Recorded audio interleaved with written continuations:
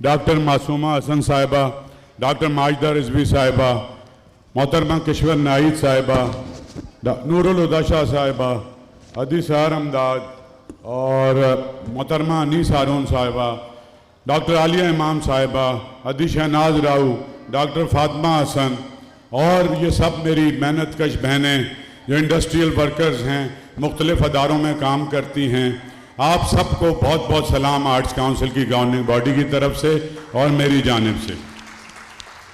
मैं कोई लंबी तकरीर नहीं करूँगा, ना उन औरतों को कि जिनकी सदियाँ गुजर गईं जद्दोजहद करने में, जद्दोजहद करने का तरीका बताऊँगा। ना ये मेरा काम है, ना ये मेरा मनसब है। और एक बात खुशी की है, हमने बाहर बहुत सारे ढोल पीटे, उसके बाद बहुत सारे नगमे गाए और नगमे कुछ मर्दों के लिखे हुए भी थे और एक खातून के लिखे हुए भी थे। और मर्दों के लिखा होना भी बहुत ज़रूरी है, क्योंकि सारी दुनिया के सारे मर्द तो कमीने नहीं हो सकते थे ना। बहुत सारे मर्दों ने औरत की लिबरेशन के लिए, बेशुमार मर्द हैं जिन्होंने काम किया है। कैफी आज़मी की नज़्म उनकी बेगम के लिए थी, 1940 में लिखी। उस वक्त तो शबाना आज़मी पैदा भी नहीं हुई थी और उन्होंने हाथ से पकड़ा और एक जो तरक्की पसंदी की तहरीक चल रही थी और साथ निकले जद्दोजहद के लिए, human right activity, women right activity. उससे भी बहुत पहले, चूँकि यहाँ बहुत मेहनत कश हमारी ख़वातीन आई हुई हैं, बहुत सारे कतबे उनके हाथों में हैं, वो एम्पावर हो चुकी हैं, वो उठा के अपना नारा भी लगाती हैं और वो मांगती हैं अपना हक। इनको आज ये भी एम्पावरमेंट है कि वो आज अपना हक मांग रही हैं और इस एम्पावरमेंट के पीछे भी सदियों औरत ने काम किया है। आज जो 8 मार्च के हवाले से 1908 में टेक्सटाइल वर्कर्स थी, 15,000 खवातीन निकली न्यूयॉर्क में। उनके 2 मेजर इशू थे, मर्दों से ज़्यादा घंटे उनसे काम कराया जाता था और मर्दों से कम तनख्वाह उनको मिलती थी। न्यूयॉर्क का शहर उन्होंने जाम किया। न्यूयॉर्क के सारी दुनिया में कैपिटलिज्म का हेडक्वार्टर, सरमायादारी का हेडक्वार्टर, रेसिज्म का हेडक्वार्टर, वहाँ पे औरतों ने पहली जंग अजीम से पहले आज़ादी की वो आवाज़ बुलंद की। उससे पहले भी 1843 से ये जद्दोजहद जारी थी। फिर औरत ने फिर 1940, 42, 44 में वोटिंग राइट लेने के लिए तो सतून फसीले ज़ात में पैदा किया है घर मैंने, किसी भी बाब रियायत से मैं नहीं आया। कोई बाब रियायत से ये औरतें नहीं आई हैं, लेकिन ये कि ये जंग तो मुसलसल जारी है, इसका कोई वे फॉरवर्ड भी तो होना चाहिए। ये जंग जिससे आप कर रहे हैं वो कौन है? एक तो ये सामने नज़र आता है कि वो मर्द है, वो जिस शक्ल में भी है, लंबी तकरीर में नहीं करना चाहता। वो शौहर हो सकता है, वो बाप हो सकता है, वो बेटा हो सकता है, वो भाई हो सकता है, लेकिन अल्टीमेटली तो दोनों ने मिलकर भी जंग लड़नी है। भूख के खिलाफ, अफलास के खिलाफ, बेरोजगारी के खिलाफ, जुल्म के खिलाफ, सप्रेशन के खिलाफ, अमारत और गुर्बत के खिलाफ एक प्लूरल सोसाइटी बनाने के लिए, उस जंग के लिए ये जंग ज़रूरी है, ये धरना ज़रूरी है, ये मार्च ज़रूरी है, ये वॉइस ऑफ डिसेंट ज़रूरी है।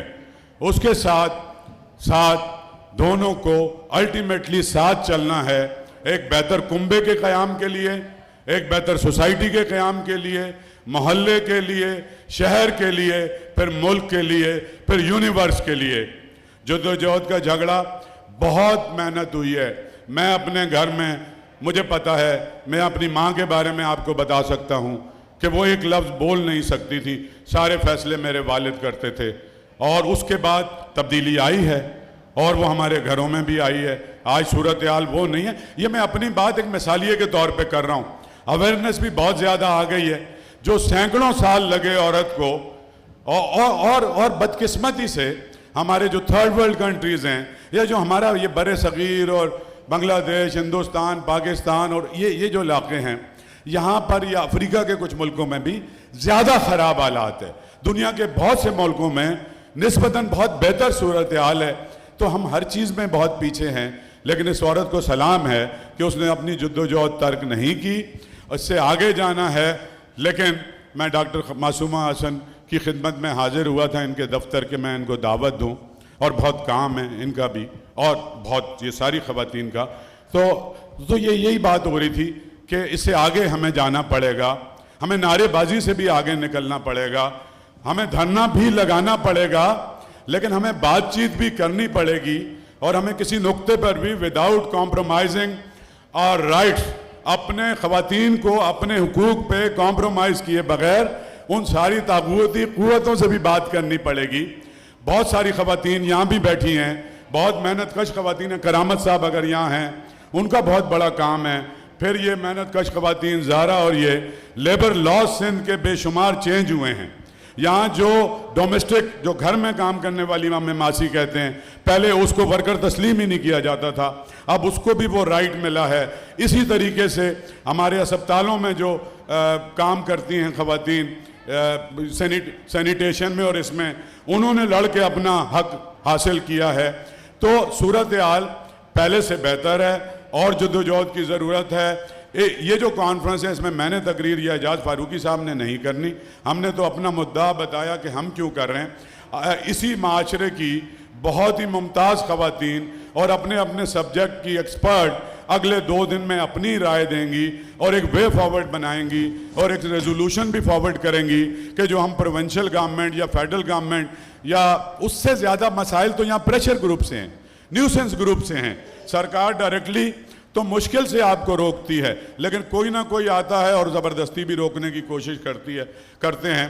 इस सब से इसको आगे बढ़ाने के लिए मैं बहुत बहुत शुक्रगुजार हूँ आज आप सब लोग जो यहाँ तशरीफ़ लाए, और आप जो आज यहाँ तशरीफ़ लाए, किश्वर नाहिद साहिबा इस्लामाबाद से तशरीफ़ लाई, और आप सब जो यहाँ आज मौजूद हैं, आर्ट्स काउंसिल की गवर्निंग बॉडी की तरफ से, अपनी जानिब से, शहर कराची की जानिब से, और हम आर्ट्स काउंसिल के तमाम मेंबरान की जानिब से मैं आपका शुक्रगुजार हूँ।